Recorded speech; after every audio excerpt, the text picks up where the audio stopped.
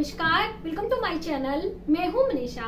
दोस्तों, आज की वीडियो बहुत ही महत्वपूर्ण होने वाली है। आज हम बात करेंगे ज्येष्ठ कृष्ण पक्ष की अमावस्या तिथि के बारे में। जी हाँ दोस्तों, ज्येष्ठ कृष्ण पक्ष की अमावस्या अपने आप में बहुत ही शुभ और महत्वपूर्ण मानी जाती है। और इस बार वर्ष 2022 की जो ज्येष्ठ अमावस्या है वह बहुत ही शुभ तिथियों में पड़ रही है। यानी कि अमावस्या तिथि तो अपने आप में बहुत ही शुभ होती ही है, लेकिन ज्येष्ठ अमावस्या को शनि जयंती भी होती है, यानी कि शनि का प्राकट्य भी हुआ था इसी दिन।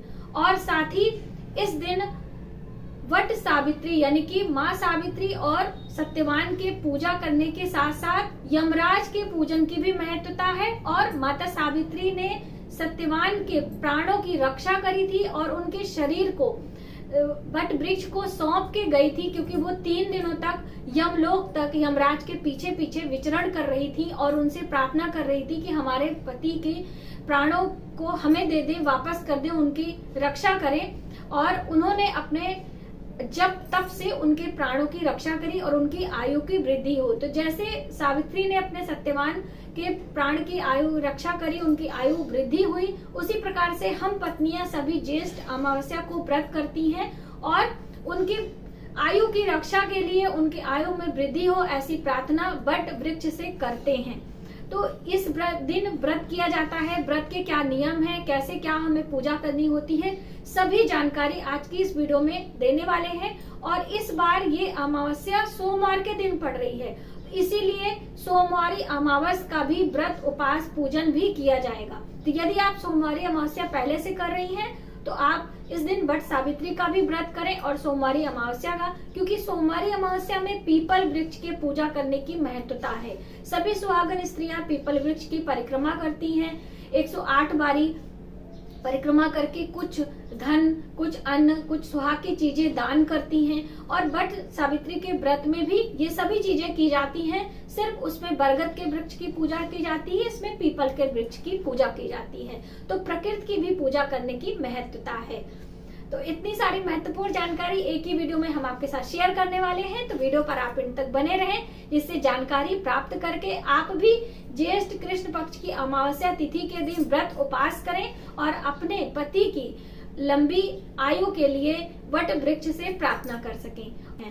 तो पहला तो ज्येष्ठ कृष्ण पक्ष की अमावस्या जो है वह 30 मई को मनाई जाएगी और 30 मई को दिन पड़ रहा है सोमवार। तो इसलिए इस अमावस्या तिथि की महत्वता और उपयोगिता और भी बढ़ गई है, क्योंकि उस दिन हो जा रहा है सोमवारी अमावस। सोमवारी अमावस को सुहागन स्त्रियां पीपल वृक्ष की परिक्रमा करती हैं और वहां पर कुछ दान पुण्य करती हैं, अन्न का दान करती हैं। 108 परिक्रमा लगाने का विधान है और पीपल वृक्ष के नीचे भगवान विष्णु की पूजा आराधना करती हैं। तो पहला तो ये महत्वता है। और दोस्तों, ज्येष्ठ अमावस्या को ही वट सावित्री का पर्व भी मनाया जाता है, जो कि माता गायत्री का स्वरूप मानी जाती हैं। सावित्री देवी और उनकी सत्यवान जो पति थे, उनके प्राण हर के यमराज लेके चले गए थे, जो कि 3 दिनों का व्रत माना जाता है। लेकिन आप 3 दिनों का कर सकते हैं तो करिए, वरना 1 दिन का भी व्रत करके इस दिन का लाभ उठा सकते हैं। महाराष्ट्र वगैरह में इस व्रत को ज्येष्ठ पूर्णिमा के दिन किया जाता है, जो कि अपने आप में वो भी बहुत ही शुभ होता है। तो आपके यहाँ जब भी होता है तो आप वट सावित्री व्रत जरूर करें। और इस दिन वट वृक्ष की पूजा की जाती है। जैसे कि सोमवारी अमावस्या में चाहे प्रतिदिन की अमावस्या हो या फिर सोमवार के दिन पड़ रही है या शनिवार के दिन पड़ रही है, तो पीपल वृक्ष की महत्वता और उपयोगिता बताई गई है। पीपल वृक्ष की परिक्रमा, पूजन, जल सिंचन आदि सभी का विशेष महत्व है। तो ज्येष्ठ अमावस्या में वट वृक्ष की महिमा बताई गई है, क्योंकि जो सावित्री थी, उनके जो पति सत्यवान, उनके प्राण को हर के यमराज यमलोक लेकर गए थे और यमलोक तक वो लगातार उनके पीछे पीछे अपने पति के प्राण बचाने के लिए उनके पीछे तक गई थी। और उनके मृत शरीर को, जो उनका सत्यवान का मृत शरीर था, वह वट वृक्ष के नीचे उन्होंने पत्तों के बीच में छुपा कर उनको सहेज कर गई थी। और वट वृक्ष ने उन्हें सहेज कर रखा था। जब 3 दिनों के बाद उनकी आत्मा वापस आई थी तो सत्यवान के शरीर में उस आत्मा को प्रवेश करके फिर से सत्यवान को जीवित किया था माता सावित्री ने अपने तपोबल से। तो इसी महत्वता के कारण वट वृक्ष की पूजा की जाती है। परिक्रमा कच्चे सूत से किया जाता है। उस दिन सुहागन स्त्रियां अपने सुहाग के लिए अपने पति की आयु लंबी हो, जैसे कि सावित्री ने अपने सत्यवान के प्राणों की रक्षा करी थी, उनके प्राणों की रक्षा हो सके। उस दिन कुछ विशेष प्रकार के फल, अनाज, दान पुण्य किए जाते हैं, जिससे हमें भी उस व्रत का लाभ मिले और हमारे भी पति की उम्र लंबी हो। तो इस व्रत की इतनी महत्वता है। तो आप यदि वट सावित्री का व्रत करती हो तो भी ज्येष्ठ कृष्ण पक्ष की अमावस्या को कर सकती हैं, और यदि आप महाराष्ट्र के हिसाब से करना चाहती हो तो पूर्णिमा के दिन ये व्रत किया जाता है।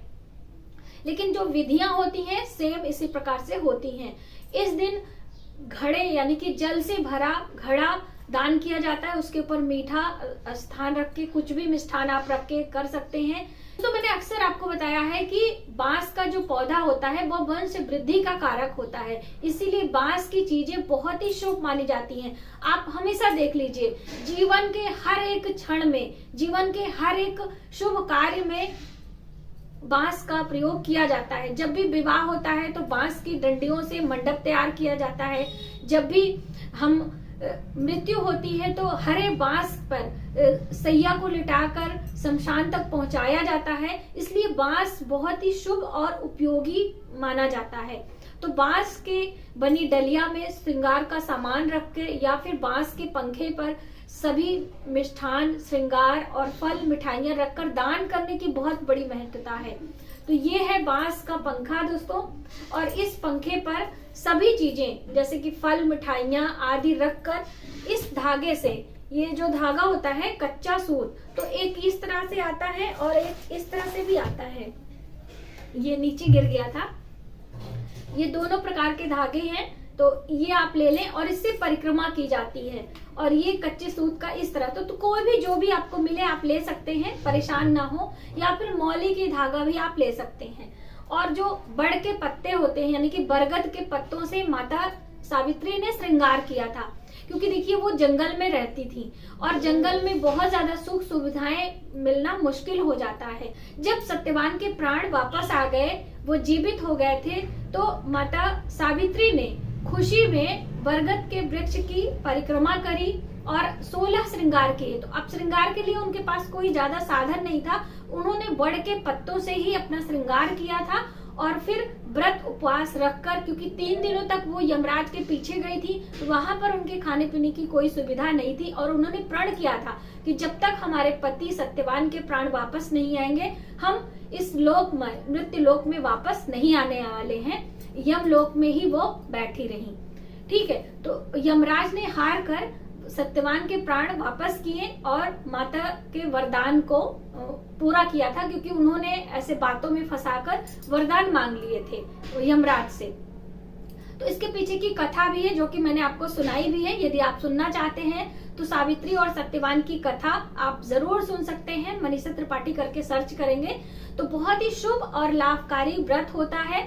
इस दिन नमक का त्याग किया जाता है। मीठा अनाज यानी कि मीठा भोजन रात्रि के समय किया जाता है। दिन भर जल और फल पर हमें व्रत करना होता है, तो ये भी आप कर सकते हैं। और इसी प्रकार से आप इस दिन को व्रत उपास करें और बड़ के वृक्ष का पूजन करें, उसके जड़ में जल सींचें, क्योंकि बड़ वृक्ष काफी विशाल वृक्ष होता है, उसकी जड़ें काफी लंबी होती हैं।